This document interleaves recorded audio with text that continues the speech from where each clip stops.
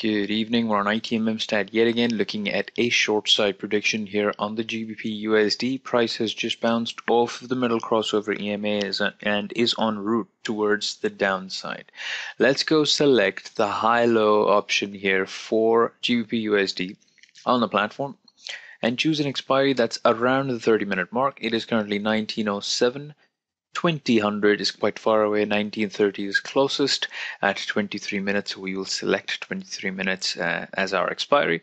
$1,000 invested, and with 85% as the payout on this trade, we should be looking at an $850 net profit should this trade expire in the money. Just having opened the chart here, zoomed in, we can see the price fluctuations quite closely, so stay tuned.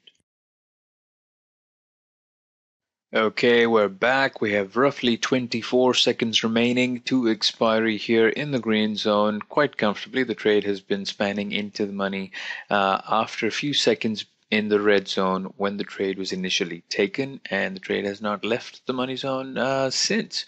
So we've just got a few seconds here waiting before the trade expires, and then we wait for the platform to calculate expiry.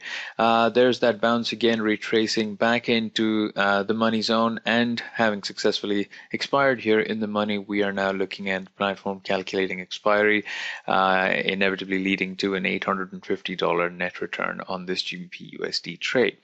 Very simple to use ITMM stat, extremely easy to use. The presentation of the indicator allows for traders to focus on the trading as opposed to having to decipher multiple parts of their screen real estate.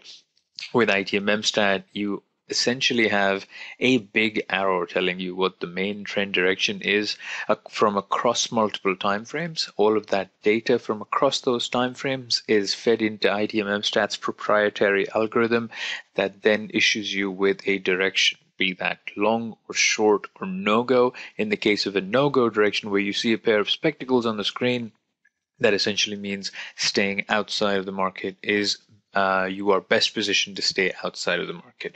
When you do enter a trade, depending on which direction you're looking at, if it's a short direction, as you can see here now, then you enter the best time to enter a trade is when price successfully bounces off of the middle crossover EMAs to the downside in the case of a short trade where the arrow is pointing downwards, and if you see an arrow pointing upwards, then the best timing for a trade can be achieved by waiting for price to bounce off of the middle crossover EMAs to the upside. And that is it. Very powerful indicator here with very simple tools presented to you on the chart, allowing you to focus on making a decision about where you'd like to go instead of having to decipher multiple parts of the indicator.